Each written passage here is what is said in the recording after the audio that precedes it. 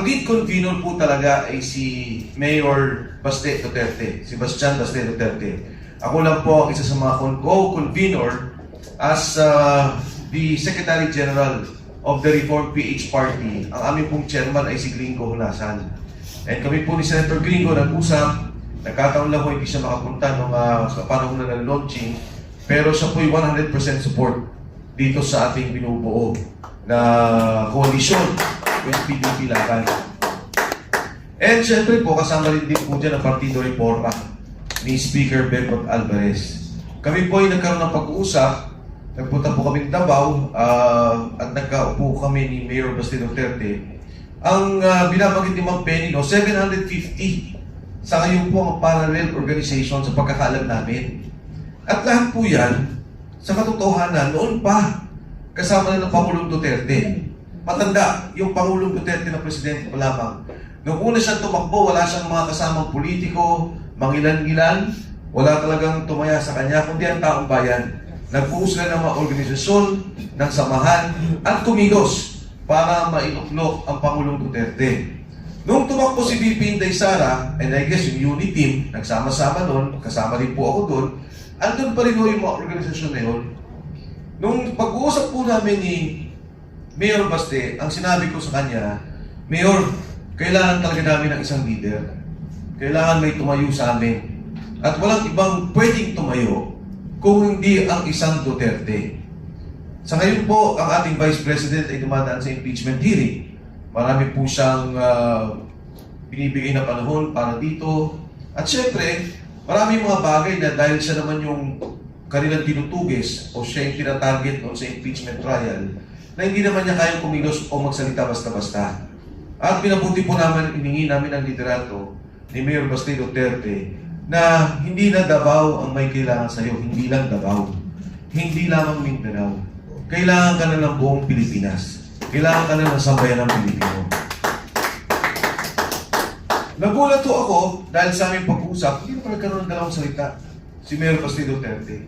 Tinanong lang niya, ano yung tingin mo dapat nating direksyon? Ayun o, nag-uusap kami, pinagis namin sa kanya, una at higit sa lahat, yung korupsyon. Hanggang ngayon walang nare-resolve eh.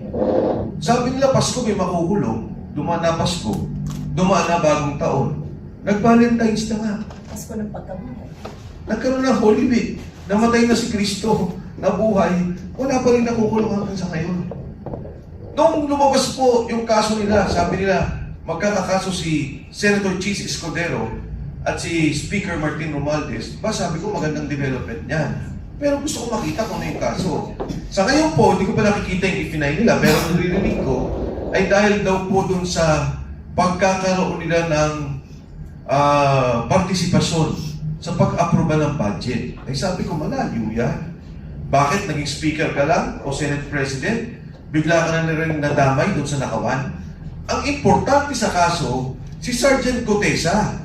Ang importante sa kaso, yung 18 sundalo.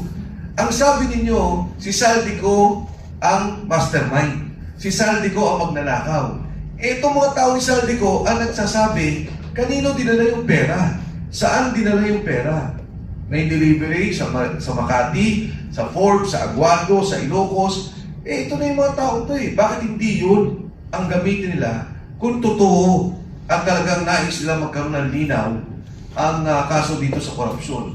Pangalawa, narinig niyo naman Senator Ping Lacson, sabi niya mismo sa kanyang pananalita sa Senado, in a privileged speech, he mentioned that the statement of Saldico is untrue. Sabi niya, ang katotohanan, it was Yusek Bernardo who gave the money to Trigib Ulayban and to Adrian Bersamin, both undersecretaries. One is Yusek for Education and the other one is Yusek under the Office of the President. Ano na nangyari doon? Pinatawag ba? Nagkaroon ba ng linaw? Nanggaling na sa kanila yun. And no less than the Executive Secretary and the Secretary of Budget, Secretary Pangandaman, and Executive Secretary Lucas Bersamin resigned. Right after that, nag-resign nga eh. Diba? Pagkatapos ni Saldico, pagkatapos magsalita ni Senator Ping, nagkatanggalan sa posisyon sa Malacanang. Anyway, pangalawa namin pinag-usapan ni Mayor Baste Duterte, sabi namin, Mayor, alam niyo, ang dami na kong kaso ng mga kasama. Lahat kinakasuhan, kaliwat kanan. Ako siguro, kaso ko na 3, 4, meron na.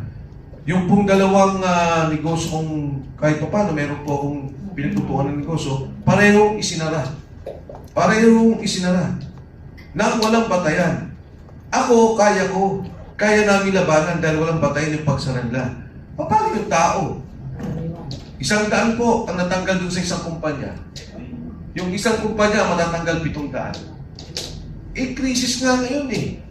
Yung isang kumpanya na marami matatanggal na mga empleyado, investor lang po ako doon. Nagkataon lang, hinilala akong presidente as one of the minority investors. Ngayon, damay na din. So sabi ko, Mayor, kailangan tayo magkaisa, magtulungan kasi yung mga kasama natin, kinakasuhan. At alam niya, maski pala siya, meron siyang negosyong sinara doon sa Davao. At narinig natin doon sa kanyang talumpati, yung mga negosyante ginigibit pag nakitang nakatingin sa kanya. And pangatlo, yung itigil nila yung pamumulitika nila. Itong ginagawa nila kay Inday Sara, tingnan nyo, nagsasalita ang Malacanang. Sabi nila, itigil nyo na yung politika. May krisis tayo, magtulong-tulong tayo. Sino bang nauna? Di ba itong kaso nila ng impeachment kay VP Inday Sara?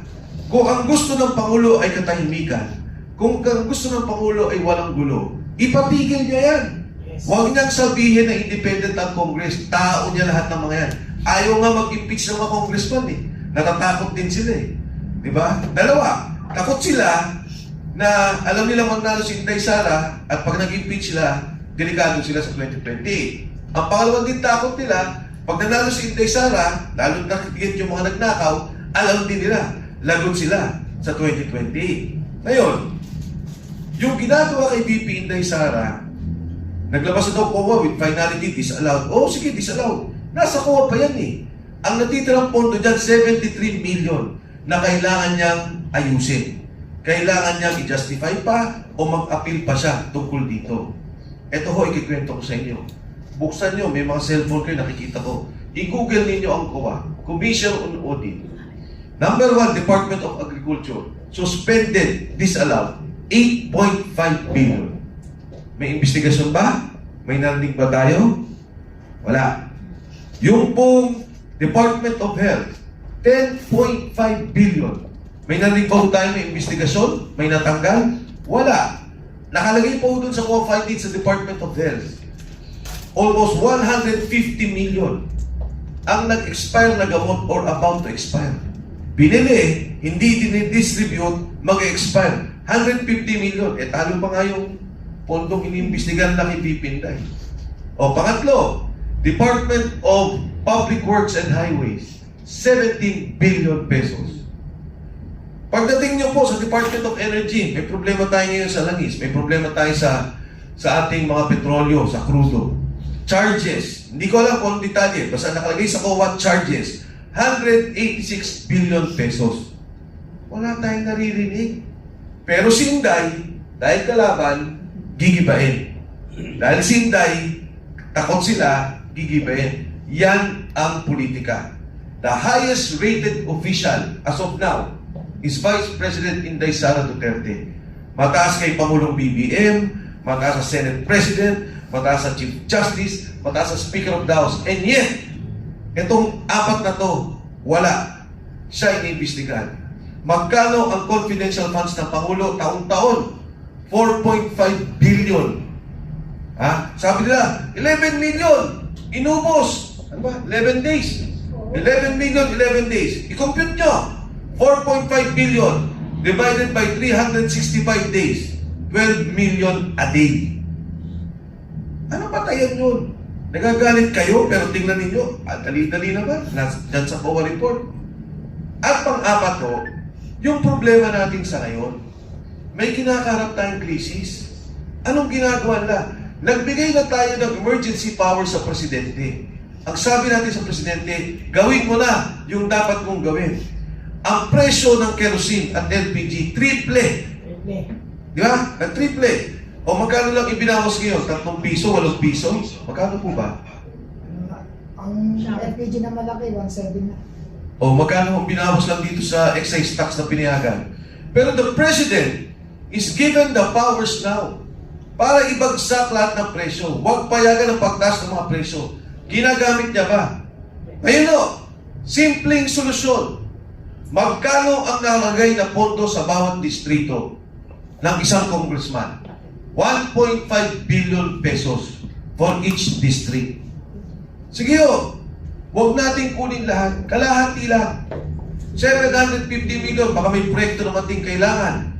At kailangan din naman natin yung mga proyektong yan. Kahit na yung 30-40% dyan na uuwi sa korupsyon, alam naman natin yun, nakita na natin sa flood control.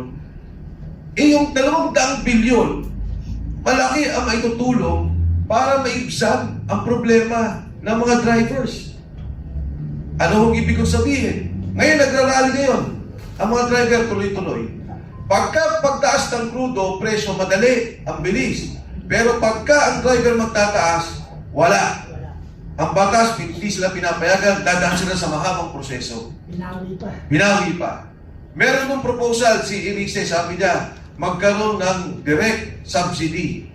I-cap sa 70 pesos. Huwag na ho yun. Baka sabihin pa, tatamaan yung mga mayayaman. Yung mga mahirap na lang. If I'm not mistaken, we have about, hindi ako sigurado dito I think mga sa private, yung public pala transport. Hindi ako sigurado, but I will check the data. Ayoko nang muna sabihin yung numero. Pero kung bibigyan nila ng direct subsidy, ang mga taong yun, pwedeng i-cap sa 70 pesos. I-subsidize na 70 pesos, aabutin ang gobyerno na mga 10 bilyon kada buwan. Kung kukunin mo ang kalahati ng ibinigay mo sa mga congressman na 400 bilyon, 200 bilyon, at least meron kang 20 months, 20 buwan na masasubsidize mo ang ating mga pasahero, ang ating mga driver, at ang presyo ng bilihin hindi tataas dahil direkta na merong koneksyon yung mga delivery trucks tungkol dito. Yun lang yung tricycle driver, jeepney driver, yung mga nagpapasada, UP Express, yung mga nagdi-deliver na utility, yan yung bigyan nila ng pagtugon. Bigyan nila ng subsidyo. Malaki ang may tutulong. Ginagawa ba nila? Hindi. Wala ko eh. Ano ang pangalawang sinabi ni Leon Tibiste? O yung kay Egay, 70 cap. Yung kay Leon Tibiste, baba. From 12% VAT to 10%. Ano ang epekto niyan? Kung may 50,000 pesos ang isang pamilya, mababawasan kahit ng mga 500, 600 pesos. Up to 1,000 if I'm not mistaken. Ayaw nilang payagan. Pero yung trilyon-trilyon na nakawan na nakita natin, walang problema, hindi yun imbestigan. Itong maliit na problema na direktang makakatulong sa tao, kahit na mangutang ang gobyerno, nangutang nga sila eh. Kinuha nga nila yung PhilHealth, PDIC, nangutang sila para sa blood control. Ito, direktang serbisyo sa tao para maibsan ng gutom, maibsan ng kahirapan, hindi nila magawa. Kaya ito po yung pinag-arapan ng Rage Coalition. At nandiyan po si Mayor Baste Duterte na tumatayo para sa amin. Leader namin lahat, tagapangulo ng PDP at tagapangulo ng Rage Coalition. Lalaban po kami, hindi kami mananahimik, tuloy-tuloy kami sa bawat kanto, sa bawat barangay, sa bawat komunidad, sa kalsada, para ilabas ang hinaing ng taong bayan.